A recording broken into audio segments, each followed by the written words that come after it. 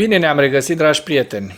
Subiectele principale ale analizei noastre de astăzi pentru ziua 1010 a războiului din Ucraina sunt: Putin amenință că va transforma Kievul în praf dacă ucrainenii vor continua să se apere și să răspundă cu armament occidental cu rază lungă de acțiune.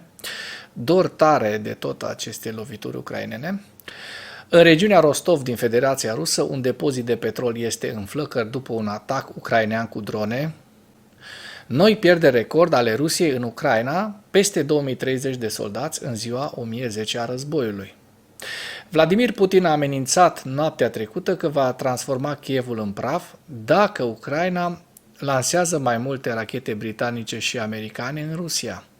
El a promis că va lansa rachetele sale hipersonice Oreșnic asupra capitalei, în timp ce forțele sale au efectuat un alt atac devastator asupra infrastructurii energetice a Ucrainei. În ultimele 2 zile, Rusia a lansat 100 de rachete și 466 de drone asupra Ucrainei, ucigând civili și provocând pene de curent care au lăsat peste 1 milion de oameni în beznă. Criminalul ăsta atacă masiv Ucraina, iar când să-și primească și el în bot, zice: stai așa, și scoate cuțitul. Asta este înțelepciunea rusească pe care o doriți pentru România, domnule Călin Georgescu. Putin, în timpul unei vizite în Kazakhstan, a declarat că atacul a fost ca represalii pentru loviturile în curs de desfășurare pe care Ucraina le face pe teritoriul rusesc cu rachete occidentale cu rază lungă de acțiune, printre care se numără și cea britanică Storm Shadow. Și a adăugat: după cum am spus de multe ori, va exista întotdeauna un răspuns din partea noastră. Amenințarea sa de a distruge ținte din Kiev a reprezenta o escaladare dramatică a conflictului. Putin a continuat spunând: Ministerul Apărării rusesc și statul major selectează ținte. Acestea pot include centre de luare a deciziilor din Kiev, facilități militare și întreprinderi din industria de apărare. Va depinde de noi să alegem mijloacele de distrugere, inclusiv posibila continuare a testelor Oreșnic în condiții de luptă. Ce criminal mizerabil! Temperatura elementelor care ajung în coliziune în urma unei explozii de acest tip ajung la 4000 de grade Celsius. Tot ceea ce se află în epicentrul exploziilor Oreșnic se dezintegrează în fracții și particule elementare. În esență, se transformă totul în praf, amenință Putin. Ziua 1010 a războiului din Ucraina.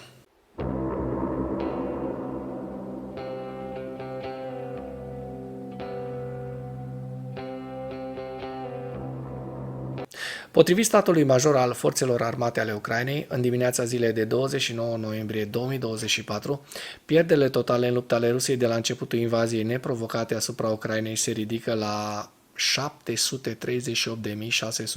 738.660 de militari. În ultimele 24 de ore, Rusia a înregistrat pierderi grele pe frontul din Ucraina, între care pierde record de 2030 de militari, 8 tancuri, 33 de vehicule blindate de luptă și 34 de piese de artilerie. Dacă până în acest moment ai găsit informații utile în material, contribuie cu un like și cu o distribuire a acestui videoclip pentru a ajunge la cât mai multă lume.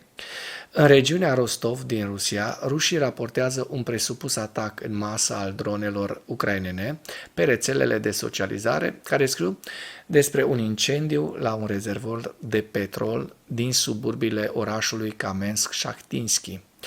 Guvernatorul regiunii Rostov, Yuri Slyusar, a spus că 30 de drone ar fi atacat regiunea Rostov. Potrivit acestuia, aceste drone ar fi fost distruse și suprimate în nord-vestul regiunii.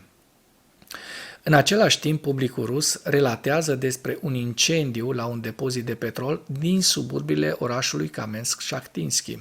Se observă că acesta este depozitul de petrol Atlas, care a fost lovit de către dronele ucrainene în timpul verii.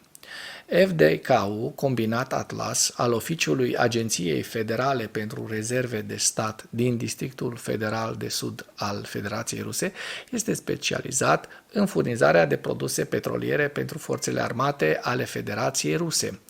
După cum s-a menționat în mass media rusă în august 2020, Pe baza centralei au avut loc exerciții comune ale Ministerului Apărării al Federației Ruse și ale Rezervei Ruse, ca parte a exercițiilor Kavkaz 2020. În exerciții demonstrative privind eliberarea produselor petroliere pentru nevoile armatei rusești, au fost practicate 3 metode: rutier, feroviar și pe țeavă. S-au dus dracului toate aceste metode după acest atac ucrainean.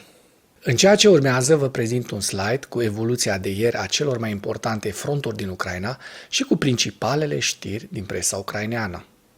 Hărțile sunt creația Institutului pentru Studiul Războiului.